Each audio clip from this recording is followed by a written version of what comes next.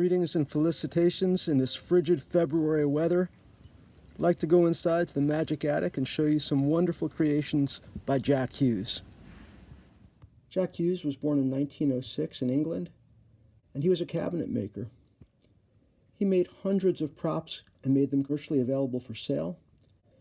On the far right here, you're looking at his coins in glass. He experimented with both trays and this version, and later there was a big dispute about whether he or Bob Klein invented it, but I'll leave that to lawyers. This is a very early attaboy. The card stand came with his attaboys. To the left is a Doves to Dogs, Dove to Poodle.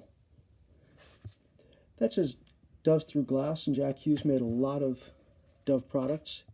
It is the second version of his. The first one looks like this, with metal across the opening where the dove goes through the glass.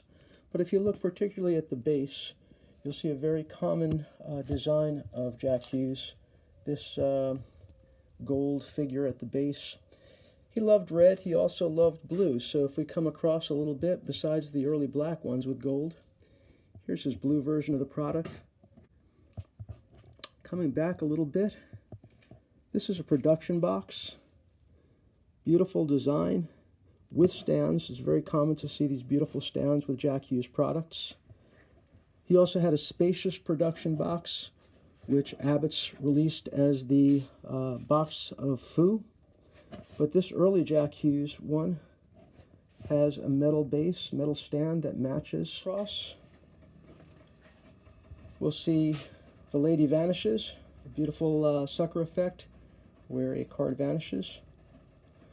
Behind that is blocks of Sanyan, designed by Harbin in the 20s. It was not released until the late 70s when Ian Ogilvy, who was Jack Hughes' son-in-law, said he would produce 50 of these, but they were very hard to manufacture. It's not known exactly how many were made, possibly fewer than a dozen.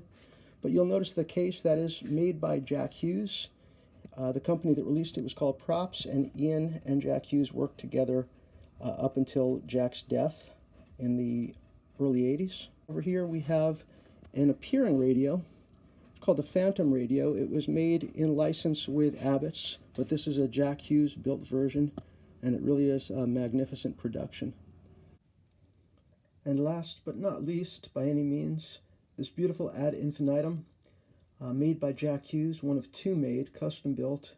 The other is in the Magic Circle Inner Sanctum.